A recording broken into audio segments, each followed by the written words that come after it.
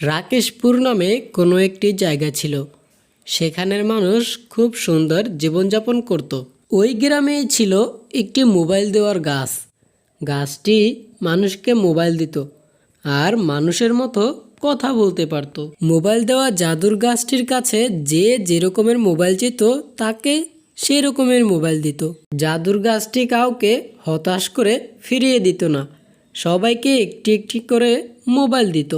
একদিন দুটি দুষ্ট লোক পাশের গ্রাম থেকে জাদুর গাছটি সম্পর্কে জানতে আসলো। এসেই দেখে জাদুর মোবাইল গাছটি সেখানেই দাঁড়ানো আছে। রমেশ, এই দেখ সেই জাদুর মোবাইল গাছটি, যে সবাইকে মোবাইল দেয়। এই গাছে অনেক মোবাইল হয়েছে, দেখ কিভাবে ঝুলে আছে মোবাইলগুলো। দাদা, এই মোবাইল গাছটি তো আসলেই জাদুকর। এই গাছটি অনেক অনেক মোবাইল দেয়। আমরা যদি এই গাছটিকে কেটে নিয়ে যাই তাহলে তো অনেক অনেক মোবাইল পাবো আমরা। কি বলছিস? এই গাছটি কাটা যাবে না। এই গাছ থেকে আমরা সব মোবাইল এখন চুরি করে নিয়ে যাব। আবার পরে যখন অনেক মোবাইল হবে তখন আবার নিয়ে যাব। দাদা, যদি পরে এই গাছটি মোবাইল না দেয় তাহলে আমরা কি করব?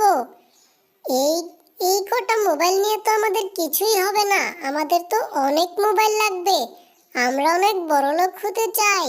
না না, এই গাছটি কাটলে তো গ্রামের সবাই দেখে ফেলবে আর আমাদেরকে পিটিয়ে মারবে।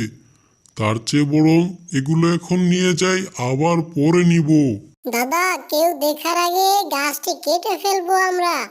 আমরা অনেক বড়লোক হতে চাই। এই গাছটিকে কেটে নিয়ে যাব আমরা, তারপর অনেক অনেক মোবাইল পাবো।